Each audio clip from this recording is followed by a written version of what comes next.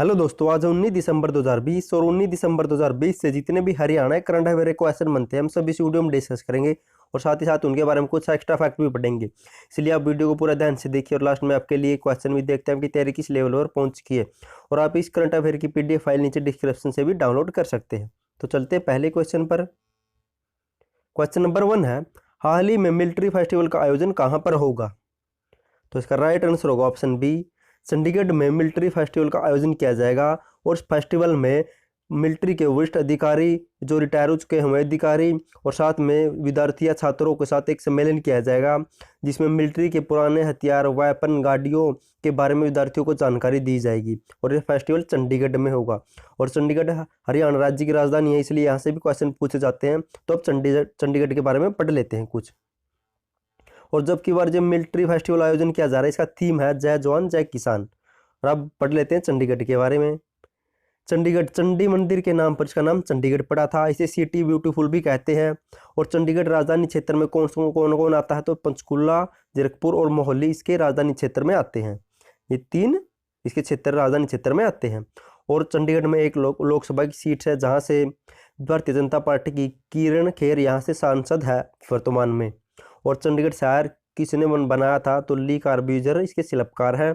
और जिस समय चंडीगढ़ शहर का निर्माण है उसमें प्रधानमंत्री जवाहरलाल नेहरू थे। आपको ये भी याद रखना, कुछ इंपॉर्टेंट जानकारी चंडीगढ़ से संबंधित आपके लिए। दोस्तों, आपसे भी कहता हूँ, अगर अपनी लाइफ में कामयाब होना तो अपने लिए एक टारगेट फिक्स करो और जी जान ला दो उसे पाने के लिए। आपकी लाइफ ऑटोमेटिक परफेक्ट हो जाएगी। चलते नेक्स्ट क्वेश्चन पर। क्वेश्चन नंबर 2 है और मोस्ट इंपोर्टेंट क्वेश्चन आपके लिए, हरियाणा का दूसरा एलिवेटेड रेलवे ट्रैक किस जिले में बनेगा? तो हरियाणा का दूसरा एलिवेटेड रेलवे ट्रैक किस जिले में बनेगा? तो इसका राइट आंसर होगा ऑप्शन बी, या कुरुक्षेत्र जिले में बनने जा रहा है हरियाणा का दूसरा एलिवेटेड रेलवे ट्रैक। अब इसके बारे में डिटेल से पढ़ लेते हैं ताकि आपको क्वेश्चन लंबे समय तक याद रह सके और इससे एक्स्ट्रा फैक्ट जो भी आते हैं आपको अच्छी तरह से समझ आ सके। कुरुक्षेत्र में अब एलिवेटेड रेलवे ट्रैक लाइन बनेगी। इसके लिए प्रोजेक्ट तैयार हो गया है। इस प्रोजेक्ट को भारत सरकार के रेलवे मंत्रालय ने मंजूरी भी प्रदान कर दी है। और इस प्रोजेक्ट पर 224.58 करोड़ रुपए की लागत आएगी, जिनमें से हरियाणा सरकार 124.58 करोड़ रुपए देगी और 100 करोड़ रुपए केंद्र सरकार की तरफ से मिलेंगे।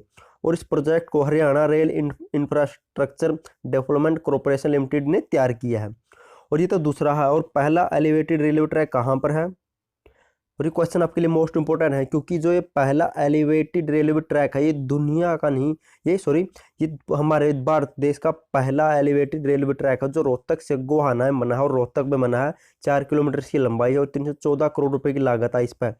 ये भारत का पहला एलिवेटेड रेलवे ट्रैक है जो रोहतक में बना है। ये एलिवेटेड रेलवे ट्रैक होता है, इसे पुल की तरह बनाया जाता है। जैसे अब बसों के लिए पुल नहीं बनाते, वैसे ही रेल के लिए भी पुल बनाया जाता है। इसे कहते हैं एलिवेटेड रेलवे ट्रैक, ताकि नीचे से साधन आसानी से निकल सके और जाम ना लगे, इसलिए इसे एलिवेटेड रेलवे ट्रैक कहते हैं। ये क्वेश्चन आपके लिए इंपॉर्टेंट है। चलते हैं नेक्स्ट क्वेश्चन पर। बेलग्रेड कुश्ती विश्व कप में अंशु मलिक को किस देश की पहलवान से हारकर रजत पदक में संतुष्टि करनी पड़ी? तो अंशु मलिक किस देश की पहलवान से हार गई थी? आपसे माफ़ी मांगना चाहते हैं क्योंकि कल की वीडियो में कुछ मिस्टेक हो गई थी इस क्वेश्चन से अंशु मलिक के बारे में। तो अब इसके बारे में आज डिटेल से पढ़ लेते हैं। तो किस देश की पहलवान से हार कर अंशु मलिक को रजत पदक में ही संतुष्टि करनी पड़ी? तो राइट आंसर होगा ऑप्शन बी, मालडोवा की पहलवान से हार कर अंशु मलिक को रजत पदक में संतुष्टि करनी पड़ी। और अब इसके बारे में पढ़ लेते हैं अंशु मलिक के बारे में। अंशु मलिक जींद के निडानी गांव से है। कल मैंने आपको सोनीपत बताया था, लेकिन सॉरी, ये जींद के निडानी गांव से है अंशु मलिक। और अंशु मलिक की उपलब्धियों के बारे में पढ़ लेते हैं, इससे पहले क्या क्या जीत चुकी है। 2019 में थाईलैंड में हुए जूनियर एशियन चैंपियनशिप में गोल्ड मेडल जीत चुकी है। जनवरी 2020 में हुए वर्ल्ड रैंकिंग सीरीज में सिल्वर मेडल जीत चुकी है। फरवरी 2020 में दिल्ली में हुए सीनियर एशियन चैंपियनशिप में ब्रोंज मेडल जीत चुकी है। कुश्ती विश्व कप बेलग्रेड सर्बिया में सिल्वर मेडल जीत चुकी है वर्तमान में। और ये हारी किससे है? तो ये हारी है मालडोवा की अनास्तानिया निचितिया के खिलाफ 1-5 से हारी है और रजत पदक मिला है। अब जिक्र मालडोवा देश का हो तो उसके बारे में पढ़ लेते हैं। मालडोवा देश की राजधानी है चिनिसाउ और उसका राष्ट्रपति है मिहाउ गम्पू और मुद्रा है मोल्दोवेन ल्यू। और सर्बिया के बारे में पढ़ लेते हैं। सर्बिया की राजधानी है बेलग्रेड, जहाँ पर विश्व कुश्ती कप हो रहा है, और मुद्रा है सर्बियाई दिनार। ये कुछ इंपॉर्टेंट जानकारी थी जो आपकी एग्जाम में हेल्प करेगी अगर यहाँ से कोई क्वेश्चन पूछा जाता है तो। दोस्तों अगर आपको वीडियो पसंद आए तो वीडियो को लाइक और चैनल को सब्सक्राइब जरूर कर दे, और साथ में बेल आइकन दबा दे ताकि आने वाली हर वीडियो का नोटिफिकेशन आपको मिलता रहे और आपकी तैयारी बेहतर तरीके से चलती रहे। तो चलते हैं नेक्स्ट क्वेश्चन पर। क्वेश्चन नंबर 4 है, कोरोना महामारी के कारण कौन से नंबर के अंतर्राष्ट्रीय सूरजकुंड क्राफ्ट मेले को स्थगित कर दिया गया है? तो कौन से नंबर के अंतर्राष्ट्रीय सूरज क्राफ्ट मेले को कैंसिल या स्थगित कर दिया है? तो उसका राइट आंसर होगा ऑप्शन सी, 35वें नंबर के, इनकी 35वां सूरजकुंड क्राफ्टिया मेला को अब स्थगित कर दिया है, और आगे अप्रैल में देखा जाएगा। अगर महामारी नियंत्रण में रही तो अप्रैल में कराया जाएगा, नहीं अप्रैल से आगे करवाया जाएगा, ये फिलहाल घोषणा की है। अब इसके बारे में पढ़ लेते हैं क्योंकि यहाँ से HSC कई क्वेश्चन पूछ चुकी है और आगे भी पूछेगी। अब अंतर्राष्ट्रीय सूरजकुंड मेले का इतिहास पढ़ लेते हैं। सूरजकुंड मेले का आयोजन सर्वप्रथम 1987 में किया गया था। अब कुछ दो चार साल पहले के सूरजकुंड मेले पढ़ लेते हैं। 30वां सूरजकुंड क्राफ्ट मेला 2016 में हुआ था। सहयोगी राज्य था तेलंगाना, सहभागी देश था चीन और जापान। और 31वां सूरजकुंड क्राफ्ट मेला 2017 में हुआ था। सहयोगी राज्य था झारखंड, इसमें कोई देश ने सहयोग नहीं किया था 2017 में। और 32वां सूरजकुंड क्राफ्ट मेला था 2018 में। सहयोगी राज्य था उत्तर प्रदेश और सहयोगी देश था किर्गिस्तान। और अब 33वां सूरजकुंड क्राफ्ट मेला 2019 में था। सहयोगी राज्य था महाराष्ट्र, सहभागी देश था थाईलैंड। और अब ये 2020 में 34वां सूरजकुंड क्राफ्ट मेला हो, इसके बारे में डिटेल से पढ़ लेते हैं क्योंकि यहाँ से क्वेश्चन पूछे जा सकते हैं।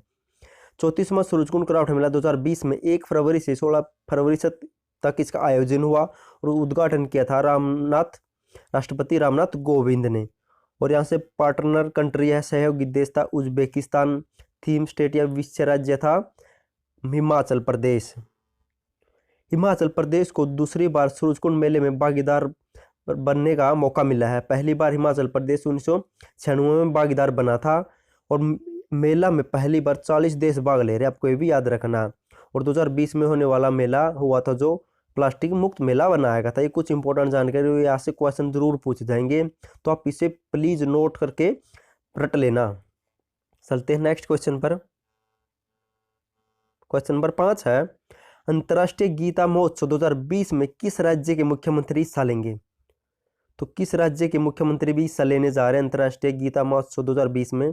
उसका right answer option B, Himachal Pradesh के मुख्यमंत्री अंतर्राष्ट्रीय गीता महोत्सव 2020 में हिस्सा लेंगे और ये 17 दिसंबर से 25 दिसंबर लग चलेगा और हिमाचल प्रदेश के मुख्यमंत्री हिस्सा लेंगे। तो हिमाचल प्रदेश के बारे में जान लेते हैं। हिमाचल की राजधानी है शिमला और राज्यपाल कौन हुआ? तो बंडारू दत्तात्रेय वहाँ का राज्यपाल है। और मुख्यमंत्री कौन है? जयराम ठाकुर, जो अंतर्राष्ट्रीय गीता महोत्सव 2020 में हिस्सा लेंगे। दोस्तों अगर आपको वीडियो पसंद आए तो वीडियो को लाइक कर दे। अगर आप लाइक करते तो मुझे भी सलाह मिलता है और मैं आपके लिए अच्छी से अच्छी वीडियो लाने की कोशिश करता हूँ। नेक्स्ट क्वेश्चन है, हरियाणा के किस जिले के विद्यार्थी अग्रिम को 2 पुस्तकों को bravo international book of record के लिए चयनित किया गया है? तो हरियाणा के किस जिले के विद्यार्थी है अग्रिम, इसकी 2 पुस्तकों को bravo international book of record के लिए चयनित किया गया है? तो किस जिले के? तो राइट आंसर होगा ऑप्शन बी, यमुनानगर के अग्रिम की 2 पुस्तकों को bravo international book of record के लिए चयनित किया गया है। और इनकी 2 पुस्तकें कौन सी थी, इनके बारे में पढ़ लेते हैं। अग्रिम की दोनों पुस्तकों को bravo international book of record के लिए चयनित किया गया है। इनकी पहली पुस्तक है एडवेंचर ऑफ 3 फ्रेंड्स, दूसरी है द इनविंसिबल चाइल्ड्स। 2 पुस्तकों को देश नहीं बल्कि विदेशों में भी पढ़ा जा रहा है। नेक्स्ट क्वेश्चन है, हाल ही में HU ने 7वें सामुदायिक रेडियो स्टेशन का उद्घाटन कहाँ पर किया है?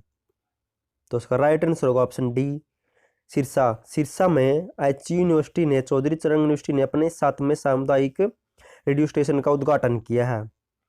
इसके बारे में जान लेते हैं कुछ डिटेल से।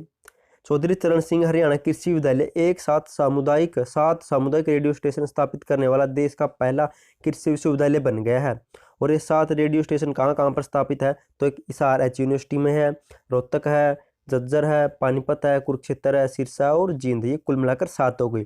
और HU यूनिवर्सिटी की स्थापना हुई थी 1970 में। और उसका वाइस चांसलर कौन है? तो वर्तमान में तो डॉक्टर समर सिंह इसका वाइस चांसलर है। चलते हैं नेक्स्ट क्वेश्चन पर। हरियाणा सरकार ने कितने सरकारी स्कूलों को 10वीं कक्षा से घटाकर 8वीं कक्षा तक करने का निर्णय लिया है?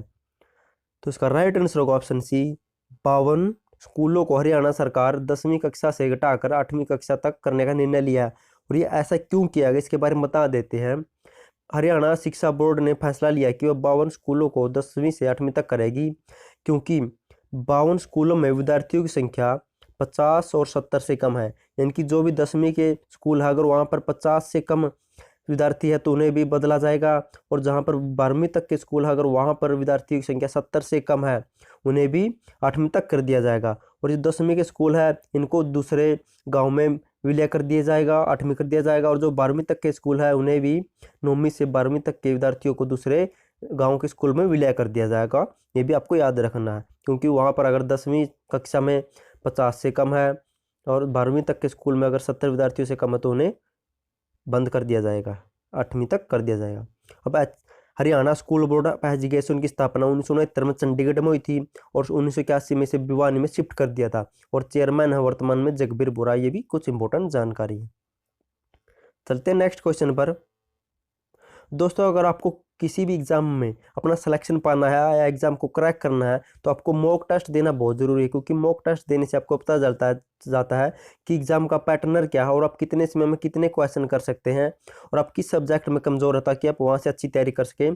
तो मॉक टेस्ट देना बहुत ज़रूरी है, तो टेस्ट देकर जरूर देखें। आपको टेस्ट का लिंक नीचे डिस्क्रिप्शन में मिल जाएगा, तो टेस्ट देकर जरूर देखें। क्वेश्चन नंबर 9 है, हरियाणा वित्तीय निगम का प्रबंधक निदेशक किसे नियुक्त किया गया है? तो किसे नियुक्त किया गया है? तो राइट आंसर होगा ऑप्शन डी, अनुराग अग्रवाल को हरियाणा वित्तीय निगम का प्रबंधक निदेशक नियुक्त किया है। और ये जो 3 एक्स्ट्रा इनके बारे में बता देता हूँ।